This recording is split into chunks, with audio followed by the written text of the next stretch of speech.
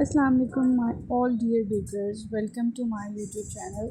हम सभी ने केक के ऊपर लिखने की कोशिश की है और जो भी चीज़ हम केक के ऊपर लिखते हैं, लाइक हम अगर हैप्पी बर्थडे लिखने की कोशिश कर रहे हैं तो वो हैप्पी बर्थडे की बजाय हैप्पी बर्थडे जैसा कुछ लग रहा होता है। तो आप लोगों ने अब इस चीज़ की फ़िक्र नहीं करनी, ये हम सब के साथ हुआ हुआ है। आज मैं आपको दिखाऊंगी कि केक पर राइटिंग के लिए में कौन कौन से ज़रूरी टूल्स चाहिए होते हैं ताकि हम केक पर जो भी हमारा मैसेजेस को सही से लिख सकें। So come on let's get start. सबसे पहले जो चीज़ आती है ना केक राइटिंग करने के लिए, वो हमारे पास है पाइपिंग बैग्स। ठीक है, तो बात करते हैं सबसे पहले पाइपिंग बैग्स की। पाइपिंग बैग्स ना हमारे पेन की तरह होते हैं, लेकिन ये पेन हमारे पास केक पे लिखने के लिए होते हैं। आप डिस्पोजेबल बैग्स भी यूज़ कर सकते हैं और जो सिलिकॉन के बैग्स होते हैं जो कि रीयूजेबल होते हैं वो भी यूज़ कर सकते हैं। बट मेन थिंग इज़ कि आपकी जो पाइपिंग बैग है उसके ऊपर गिरफ्त अच्छी होनी चाहिए, लाइक आपका होल्ड अच्छा होना चाहिए। सबसे पहले तो मैं ये मशवरा दूंगी कि आप लोग डायरेक्ट केक्स के ऊपर कभी भी ना लिखें। आप लोग सबसे पहले जो प्रैक्टिस करनी है ना, पार्चमेंट पेपर्स के ऊपर प्रैक्टिस करें। ये वो सिलिकॉन का बैग है जो रीयूजेबल, आप इसको बार बार यूज़ कर सकते हैं। तो सबसे पहले जो इनिशियल बेकर्स हैं या जो इनिशियल राइटिंग स्टार्ट करने की प्रैक्टिस करते हैं, तो उनको मैं यही सब्सक्राइब करूँगी कि वो इसी को यूज़ करते हुए अपने केक के ऊपर अपनी राइटिंग की प्रैक्टिस करें ताकि उनकी राइटिंग अच्छी आए।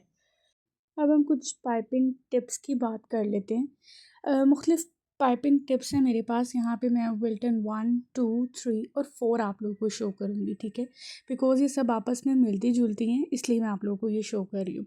ये जो मैंने अभी लिया ना, ये विल्टन 1 है। ये बहुत ही ज़्यादा बारीक होती है। इसके साथ मैं आपको राइटिंग करके दिखाऊँगी।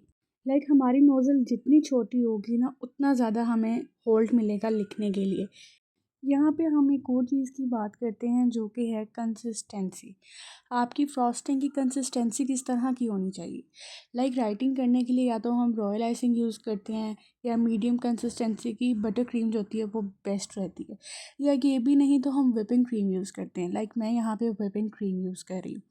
लाइक जो इनिशियल बेकर्स होते हैं और जो न्यूली काम स्टार्ट कर रहे होते हैं वो तो व्हिपिंग क्रीम ही यूज़ करते हैं, या समटाइम्स हम चॉकलेट गनाश भी यूज़ करते हैं राइटिंग करने के लिए। लाइक अगर आइसिंग बहुत ज़्यादा थिक होगी तो हमारा हाथ दबा के लिखना मुश्किल हो जाएगा, और अगर बहुत ज़्यादा पतली होगी तो वो आइसिंग जो होगी सारी फैलती रहेगी और जो हमारी राइटिंग होगी वो ख़राब हो सकती है। आइसिंग की कंसिस्टेंसी ऐसी होनी चाहिए कि वो बहे भी ना, लेकिन अपनी जो उसकी एक शक्ल है वो बरकरार रहे। जैसे आप यहाँ राइटिंग में देख सकते हैं कि मैंने राइटिंग की है, कंसिस्टेंसी ना ज़्यादा थिक थी ना थिन थी और वो फर्म रही। अब ये हमारे पास यहाँ पे विल्टन 2, 3 और 4 है। जो 1 वाली थी ये मैंने पाइपिंग बैग के अंदर लगाई हुई है। अब हम इन सब नोज़ल्स का है जो आपस में कंपैरिजन करते हैं, तो आप लोगों को आइडिया हो जाएगा कि किस नोज़ल से हमने किस तरह की राइटिंग के लिए यूज़ करनी है। जैसा कि आप लोगों को मैंने पहले बताया, नोज़ल जितनी छोटी होगी उतना हमारा कंट्रोल ज़्यादा होगा। अब ये मैं 4 नोज़ल्स यूज़ कर रही हूँ। सबसे पहले विल्टन 1 थी, इसके बाद ये विल्टन 2 है जिसके साथ मैंने पाइपिंग की है। अब हम विल्टन 3 यूज़ करके पाइपिंग करेंगे। नेक्स्ट जो है हमारे पास विल्टन 4 है। अब आपको इन चारों में फ़र्क पता चल रहा होगा कि इन चारों की आइसिंग में क्या फ़र्क है और आपको राइटिंग के लिए कौन सी नोज़ल यूज़ करनी है। इसके बाद हमारे पास आते हैं कपलर्स। ये कपलर्स के ज़रिए हमारा पाइपिंग बैग बदले बगैर जो है हम कपलर्स को यूज़ करते हुए नोज़ल्स चेंज कर सकते हैं। ये लाइक एक 2 पार्ट्स वाला एक इंस्ट्रूमेंट होता है जो आपको पाइपिंग टिप्स आसानी से बदलने में मदद देता है। ये बहुत बेनिफिशियल है, ख़ास तौर पर जब आप मुख्तलिफ़ साइज़ या मुख्तलिफ़ कलर से लिखना चाहते हैं ना, तो दिस इज़ टू बेस्ट। अब बात करते हैं प्रैक्टिस के बारे में।